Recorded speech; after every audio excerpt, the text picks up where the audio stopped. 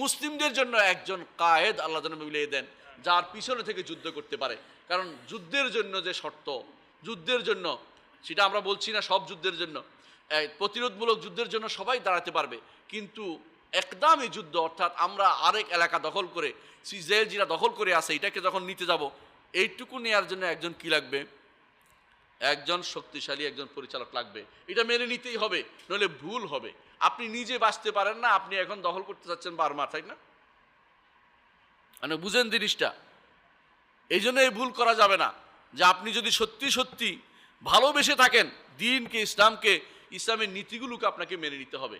আলেমরা যুগে যুগে এটাই বলে গেছে যে যদি যুদ্ধ একদমই জিহাদ করতে হয়, যেটা অগ্রণী জিহাদ, অবশ্যই কায়েদ লাগবে, যে কায়েদ কি করতে পারে, যুদ্ধের ময়দানে থাকবে, অথবা যদি ক্ষমতা দিকতে পিছন দিক থেকে ব্যাগ দিতে পারে, সেরকম শক্তিশালী একজন কায়েদ লাগবে। তারা বুঝবে কখন যুদ্ধ করতে হবে, কখন চুপ থাকতে হবে, এরকম একজন ব্যক্তিত্ব লাগবে। হ্যাঁ, যখন আপনার উপর আক্রমণ হবে আপনি প্রতিহত করবেন যতটুকু আপনার ক্ষমতা আছে অতটুকু, না হলে আপনাকে হিজরত করতে হবে, যেটা আমাদের শেখ আলবানী রহমতুল্লাহ আলাইহি বারবার বলেছেন।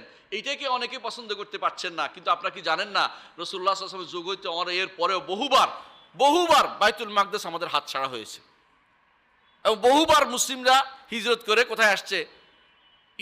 সিরিয়া, জর্দান, এগুলিতে এসেছে। এই যে ইবনে কুদাম আল মাকদেসি বলা হয়, ইবনে কুদাম আল মাকদেসি, মাকাদেসা যাদেরকে বলা হয়, ওরা কোথায় ছিল?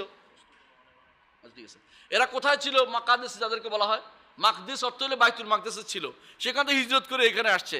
শেখুল এমনকি দেখেন হাররান থেকে হিজরত করে ফিরে আসছে কোথায়? দামেশকে আসছে ইবনে তাইমিয়া রহমতুল্লাহ আলাইহি। তো এটাকে এই হিজরত করা তো অর্থ হলো আমার বিপদের দিনে ঈমান যেখানে টিকাইতে পারছি না, সেখান থেকে আমাকে হিজরত করে আসতে হবে। হ্যাঁ, যদি আপনি থাকতে পারেন, আমরা নো বলছি না, কিন্তু যদি না থাকতে পারেন ঈমান টিকিয়ে, আপনাকে হিজরত করতে হবে। আপনি ওখানে থেকে ঈমান হারিয়ে ওখানে থাকা জায়েজ নাই। কারণ মুসলিমের বড় সম্পদ হচ্ছে ঈমান, রাষ্ট্রের চেয়েও বড় সম্পদ হচ্ছে ঈমান। সুতরাং এমন কোনো কাজ করবেন না যা আপনার ঈমানে কি আসে, ত্রুটি আসে। আকুলু কাউলি হাযা ওয়াস্তাগফিরুল্লাহ লি ওয়া লাকুম ওয়া লিসাইরিল মুসলিমিন ফাস্তাগফিরুহু ইন্নাহু হুয়াল গফুরুর রহিম। আসসালামু আলাইকুম ওয়া রাহমাতুল্লাহি ওয়া বারাকাতুহু।